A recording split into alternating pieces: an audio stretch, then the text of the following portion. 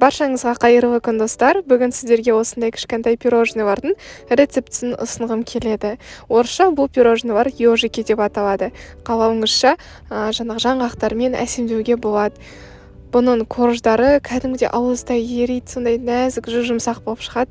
Мен сіздерге ұнайды деген ойдамын. Рецепт міндетті түрде жасап көріңіздер, және де пікірлеріңізбен бөлісуді ұмытпаңыздар. Видеоны соңына дейін қараңыздар. Ең алдымен 5 жұмыртқаға қант қосамыз, жақсылап миксермен араластырамыз. Аппақ болып көпіргенше шамамен 3 минуттай араластыруымыз қажет. Одан соң ситадан өткізіп, қопсытқышпен ұнды саламыз, тағы да миксермен жақсылап араластырамыз.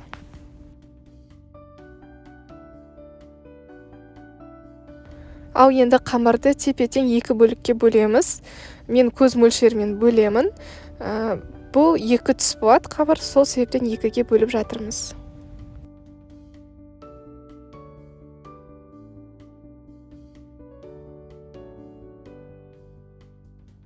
Қамырдың бірінші бөлігіне ұн саламыз, екінші бөлігіне какао саламыз.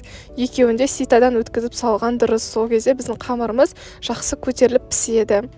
Ең бірінші ұнды ситадан өткіземіз. Ал егер какаоны бірінші ситадан өткізетін болсаңыздар, онда жаңағы какаоның түйіршіктері қалып қойып, біздің 2 қамырымыз да қоп-қоңыр болып шығады. Сол себептен ең алдымен ұнды саламыз, екінші қамырға біз какаоны саламыз.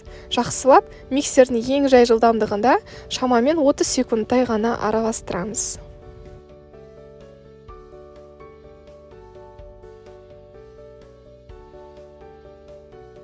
Одан соң әрбір қамырды бөлек-бөлек формаға пісіріп аламыз. Менде форманың диаметрі 22 см, 180 градуста 15 минут пісіреміз. Міндетті түрде қызып тұрған пешке салыңыздар, сол кезде жақсы көтеріледі. Біздің коржымыздың піскендігін осылай ағаш таяқшамен тексерсеңіздер болады. Құп-құрғақ болып шығу керек, жұмсақ болады. Ал енді 5 минуттай ғана суытамыз да, осылай бокалдың көмегімен дөңгелек корждар жасап шығамыз. Дөңгелек күлшелер шығады. Бокалдың көмегімен, тағы да басқа ыдыстардың көмегімен осылай жасауға болады. Тек қана суып қалған кезде жасамаңыздар. Суып қалған кезде жасасаңыздар, ол жаңағы дұрыс шықпай қалады. Әдемі болып шығады, егер сіздер ыссы күйінде осылай кесетін болсаңыздар. Біздің дөңгелек корждарымыз дайын. Ал қалған корждарды біз бірнеше минуттай осы духовкада пісіріп, кейін оны үгітіп, осы біздің пирожныйларды әсемдеуге болады. Ақ пирожныйларды да сөйтеміз. Ал енді кремді дайындаймыз. Ол үшін бөлме температурасындағы сары май қажет, және де вареный сгущенканы екеуін бірге араластырамыз. Екеуінің температурасы бірдей болу қажет. Мен кондитерлік қапшыққа салдым, жақсылап жағып шығамыз кремді, ортасына да жағам, және де жанына да жағам. Сол кезде біздің тортымыз өте дәмді, ерекше жұмсақ болып шығады. Бұл торттарға жаңағы пропитка жасап қажет емес. Меніңше пропиткасыз да ерекше нәзік, жұмсақ.